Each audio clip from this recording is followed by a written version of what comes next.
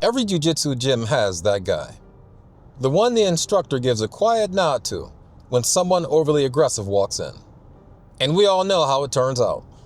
Within a couple of minutes, he's completely humbled and walking off the mat like a wounded dog with his tail between his legs. We all know and respect the mat enforcer. But that's not the guy we're talking about today, because there's another guy that most of you never consider. Yet, most gyms quietly rely on him. This guy is the anchor. The person the instructor trusts to roll with anyone. The fragile, the timid, even the wild and out of control. And I argue that he's the one you should strive to become. And that's what we're talking about today. How to become the one who everyone trusts and who good coaches rely on the most. Because being feared is easy, but being trusted, that's a whole nother level of mastery. Welcome to the Alchemy of Struggle, baby.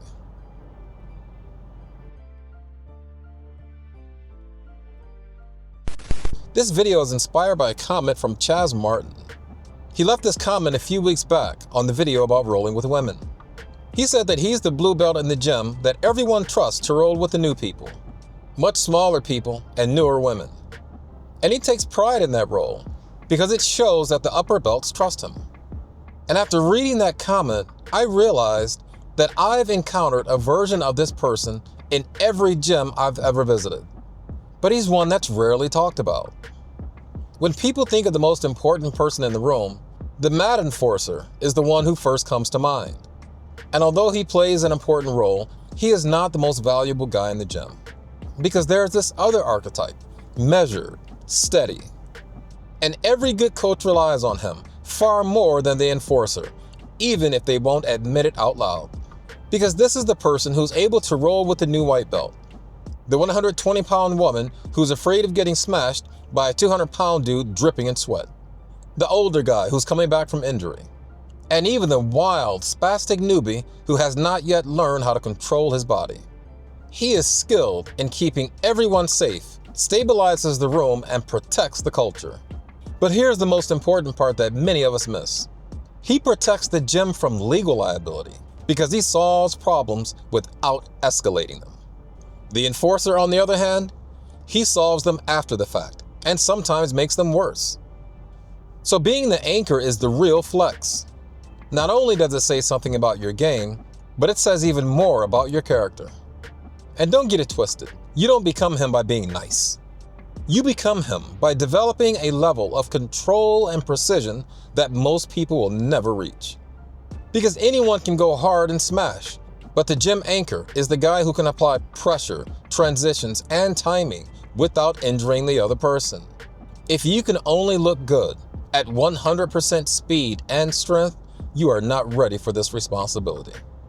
And most enforcers, they only have one tool, a big-ass hammer. But the anchor has several, and he knows when and how to use them. Slow but technical. Light but sharp. Measured pressure, educational rounds, and competitive rounds when necessary. And this is why he's safe for everyone. Because he doesn't force you to match his style. He readily adapts to yours.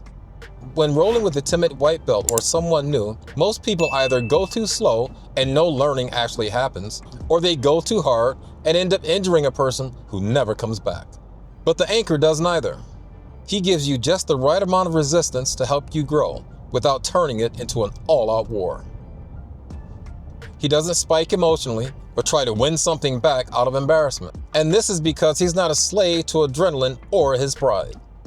Most people won't become this guy because they can't regulate their stress or slow things down without becoming overly passive.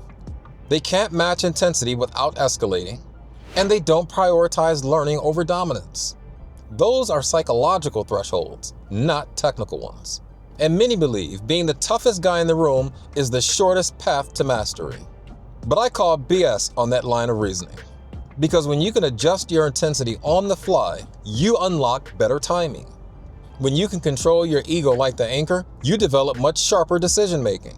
And when you can properly regulate your emotions, your roles turn into strategic exchanges instead of chaotic battles. This is the natural byproduct of real technical proficiency and confidence. Coaches don't hand you this responsibility because you're strong or because you've been there the longest. They give it to you because you've proven something much deeper. You're not only consistent and self-regulated, but you make the room safer and better by your very presence. And everyone benefits from you being there. And they notice when you aren't. So if you want to truly elevate your game and your role in the training room, don't try to be the one that everyone fears. Strive to be the one that everyone trusts. And if you haven't seen it already, check out the video on this channel about that other guy, the one you do not want to be. And if any of this hit home, check out some of the free downloads in the description. Or if you want to go deeper, join the channel membership. And as always, I want to thank the members, the subscribers, and all of those who comment on these videos for helping me level up this content.